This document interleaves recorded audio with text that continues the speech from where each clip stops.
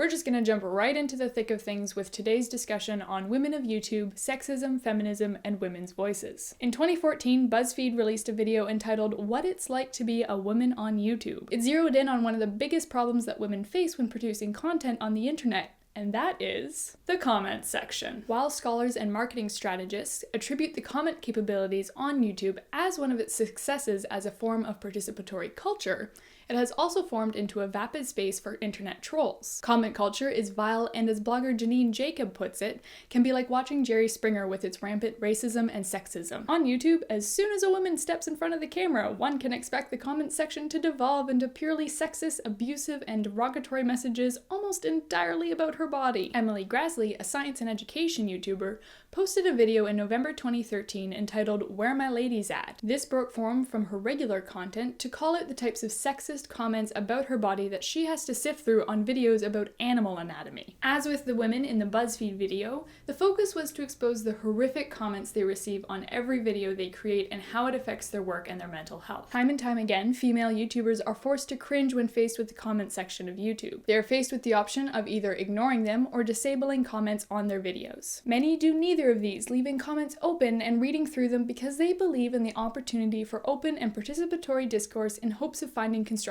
messages. These women are tired and angry that this is something that is normalized with their participation in online culture, but feel lost on what to do about it. But it is the very creation of these videos that expose comment culture and bring the issue to the forefront to an audience who has either turned a blind eye or may not fully understand the volume and impact of these comments. Given the extreme sexism and misogyny these women deal with, it is even more challenging still to create content focusing on discussions of feminism. And yet, they are doing it. YouTubers like Francesca Ramsey, Akela Hughes, Megan Tonjes, Hannah Witten, Lacey Green, Megan McKay, and many others create videos that delve into topics of feminism and what it means to be a feminist. Side note, there are also many female YouTubers who do not speak directly on social issues in their content but are also worth watching. These previously named women speak out because they feel it is important to educate on issues like pay equity, women's health and sexuality, body positivity, sexism, as mentioned earlier, and cases of sexual harassment and assault. In terms of discourse around sexual assault and harassment, some of you may immediately remember the disturbing series of events that came to light in 2014 within the YouTube community. In March of 2014, allegations arose against particular YouTubers interacting in sexually manipulative or abusive ways with their female fans. Some of these young women chose to come forward in blog posts, others through posting candid videos on YouTube. I hate to say that these were not the first cases of reports of sexual abuse within the YouTube community between YouTubers and their fans. In 2012 and 2013, other cases were brought forward against Gregory J.,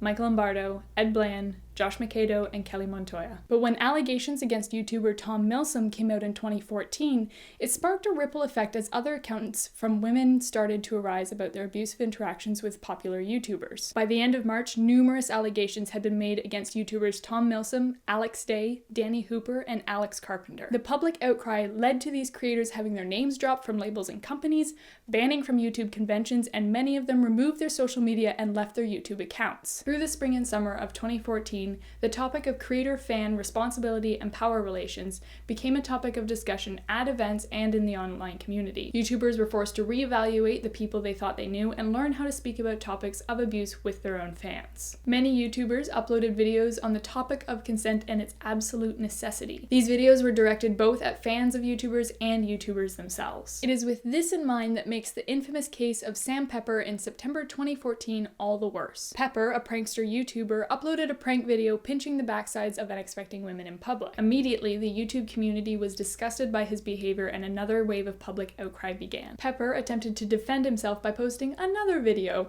explaining that the prank was part of a series to expose domestic violence. As you can imagine, this did not go over well. Women started to come forward with their own personal interactions with Pepper, leading to the YouTuber Lacey Green creating an open letter after many women came to her personally. She discussed the case at length in her own videos despite threats on her life from Pepper and his fans. Within days of the Pepper case, though otherwise completely unrelated, YouTuber Anya Magliano Wright made a video with allegations against YouTuber Jason Sampson, leading to more women to come forward yet again. So, what do all of these examples of sexist comments, topics of feminism, and YouTubers and sexual abuse have to do with one another?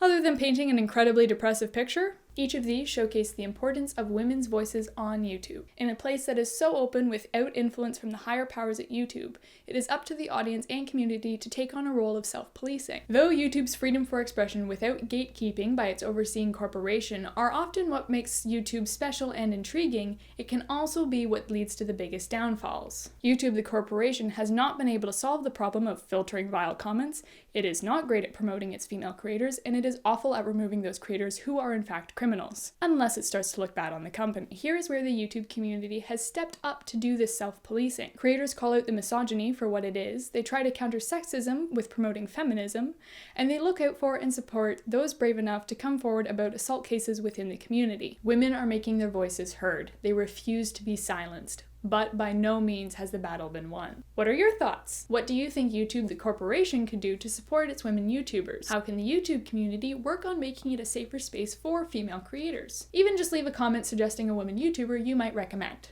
One final question.